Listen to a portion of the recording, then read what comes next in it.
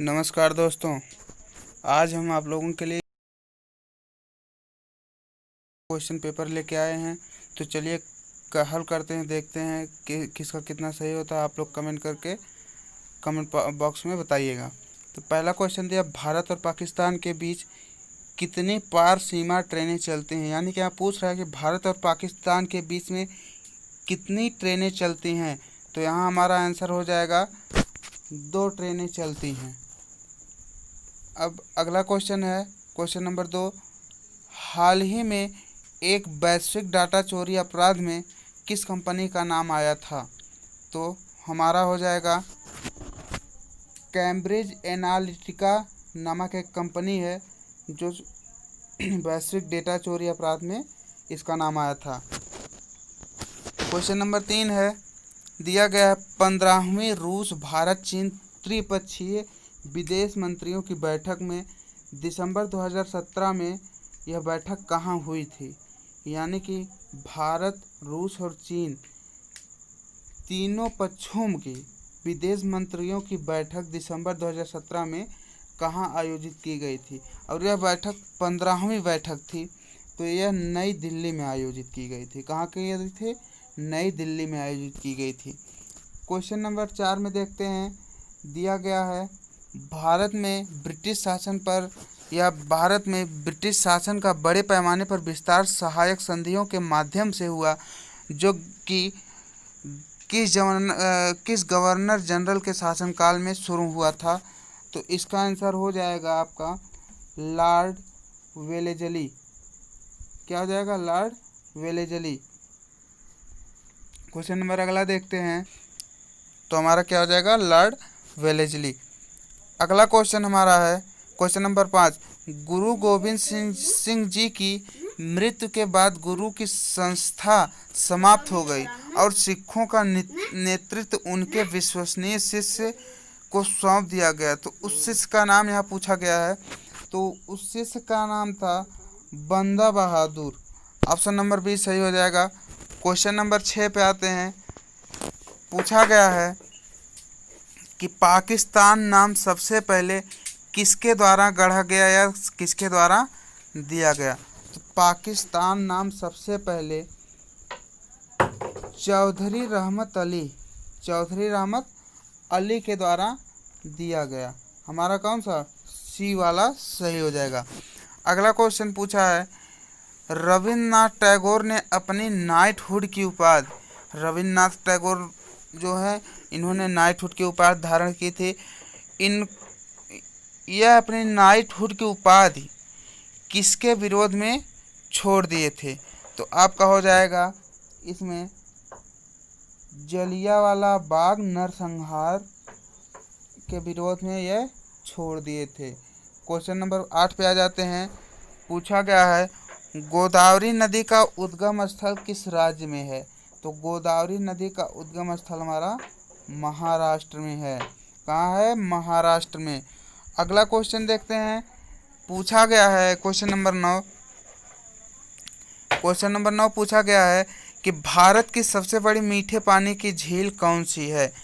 भारत में सबसे बड़ी मीठे पानी की झील हमारी कौन सी है? उलर झील है। अगला क्वेश्चन नंबर 10 पूछा गया है, भारतीय संविधान में कानून बनाने की निर्धारित प्रक्रिया काफ़ी हद तक किस देश के संविधान द्वारा प्रभावित है। यहाँ सीधे सीधे क्वेश्चन पूछा गया है कि भारतीय संविधान में यह जो कानून बनाने वाली प्रक्रिया है यह किस देश के संविधान से ली गई है। तो हमारा दक्षिण अफ्रीका के संविधान से कानून बनाने की प्रक्रिया ली गई है। क्वेश्चन नंबर 11 पूछा है, शिक्षा का अधिकार आरटीई अधिनियम किस वर्ष में भारत की संसद द्वारा अधिनियमित किया गया था। तो हमारा यहाँ आंसर हो जाएगा सन 2009 में किया गया था। क्वेश्चन नंबर अगला देखते हैं। तो हमारा यहाँ 11वां का डी वाला सही हो जाएगा, सन 2009 में हुआ था। अगला क्वेश्चन नंबर 12 देखते हैं। पूछा है, महाराजा सवाई जय सिंह द्वितीय के बारे में पूछा जा रहा है, ने किसमें एक खगोलीय वेधशाला स्थापित की थी, या कहाँ किस स्थान पर खगोलीय वेधशाला स्थापित की थी? तो इसका हो जाएगा हमारा उज्जैन में। क्या हो जाएगा? उज्जैन में स्थापित की थी। क्वेश्चन नंबर 13 पे आ जाते हैं। पूछा गया, यूनिवर्सल टीकाकरण कार्यक्रम के रूप में केंद्रीय स्वास्थ्य मंत्रालय ने किसके विरुद्ध दोहरे संरक्षण के लिए एकल टीके का शुभारंभ किया है? तो क्वेश्चन समझिएगा, यहाँ कहा जा रहा है यूनिवर्सल टीकाकरण कार्यक्रम, यानी कि केंद्रीय स्वास्थ्य मंत्रालय द्वारा दो रोगों के लिए एकल मीन्स एक ही टीके का शुभारंभ किया गया था। वो दोनों रोग कौन कौन से थे? तो एक हमारा खसरा था और एक रूबेला था। अगला क्वेश्चन पे आते हैं।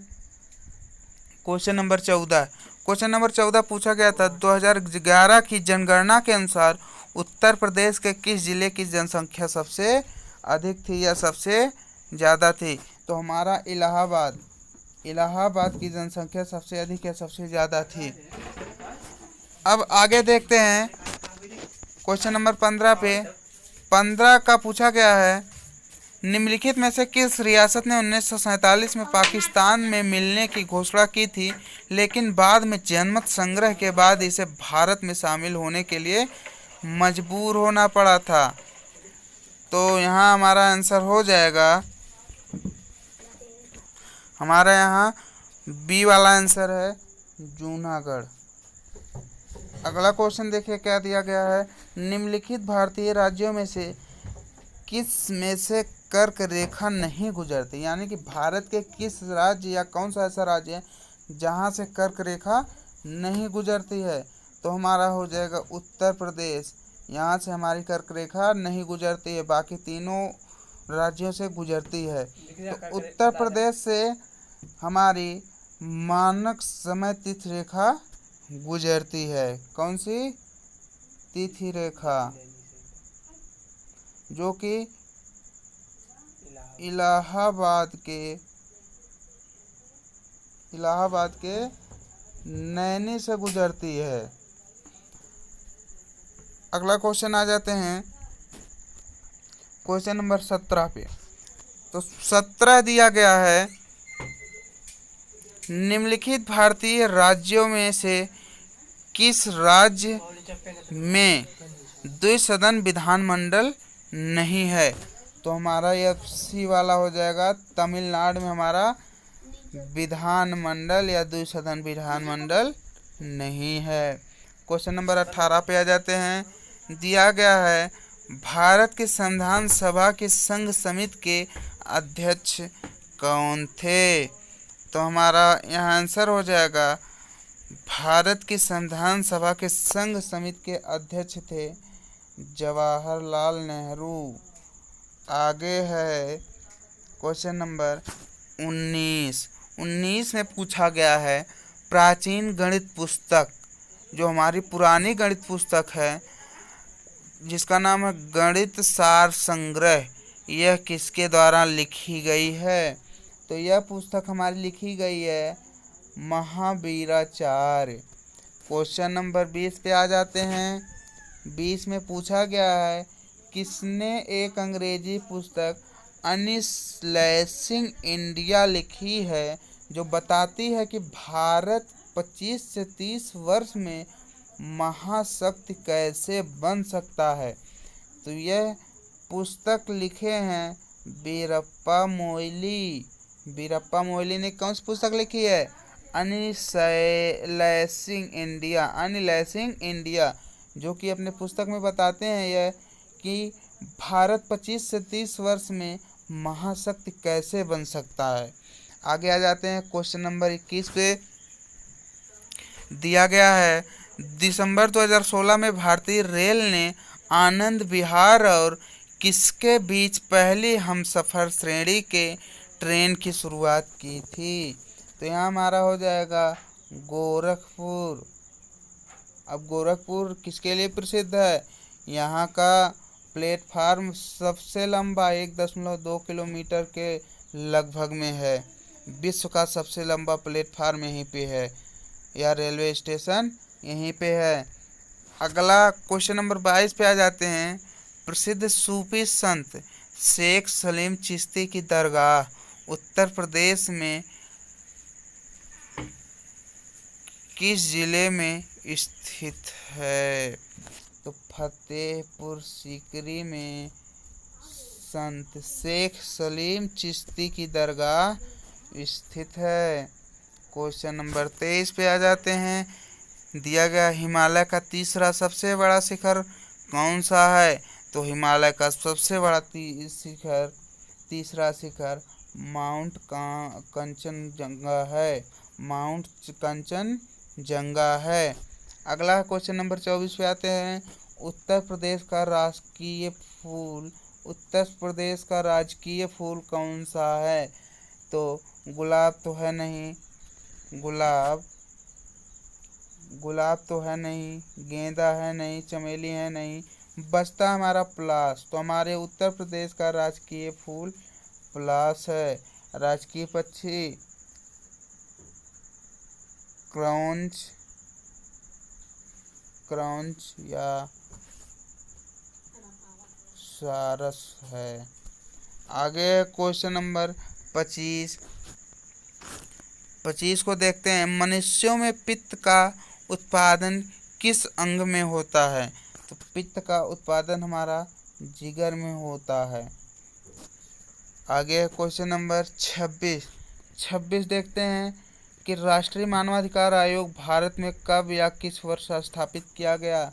तो सन 1993 में मानवाधिकार आयोग भारत में स्थापित किया गया। क्वेश्चन नंबर 27 पे आ जाते हैं।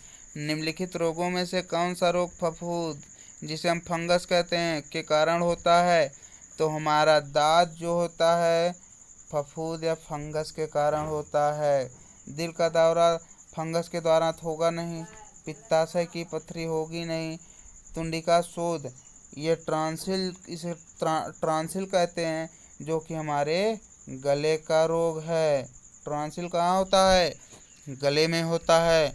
क्वेश्चन नंबर 28 पे आ जाते हैं।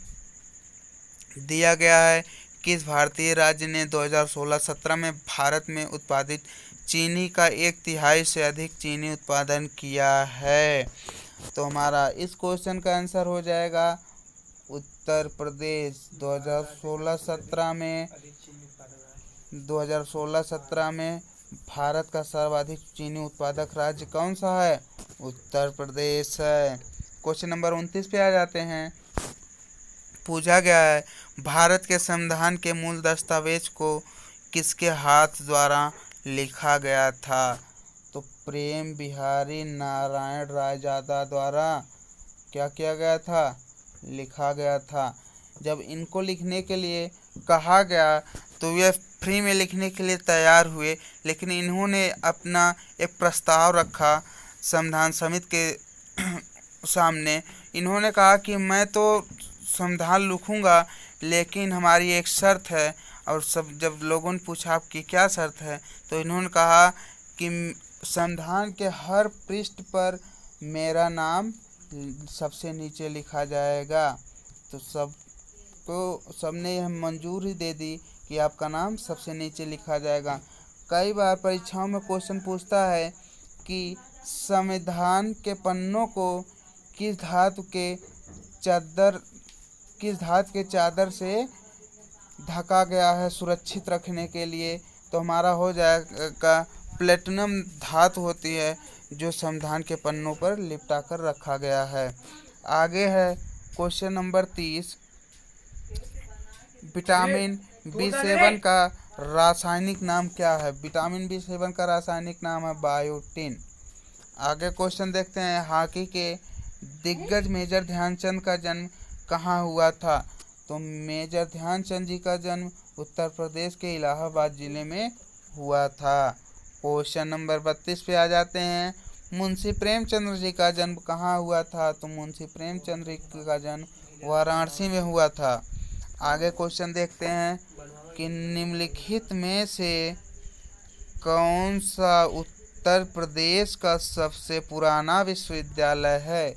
तो इलाहाबाद यूनिवर्सिटी यानी कि इलाहाबाद केंद्रीय विश्वविद्यालय उत्तर प्रदेश का सबसे प्राचीन विश्वविद्यालय है। क्वेश्चन नंबर 34 पे आ जाते हैं।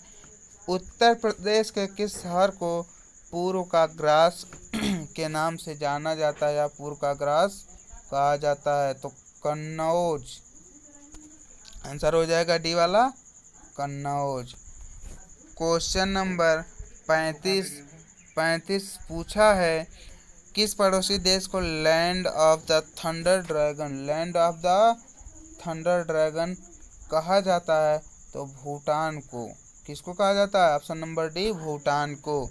क्वेश्चन नंबर 36 पे आ जाते हैं। पूछा है 2017 के कजुआ इशिगुरो को किस विधा में नोबेल पुरस्कार मिला है? तो इनको मिला है साहित्य के, डी वाला। आगे है क्वेश्चन नंबर 37। पाकिस्तानी सीनेट में विपक्ष की पहली महिला नेत्री कौन थी?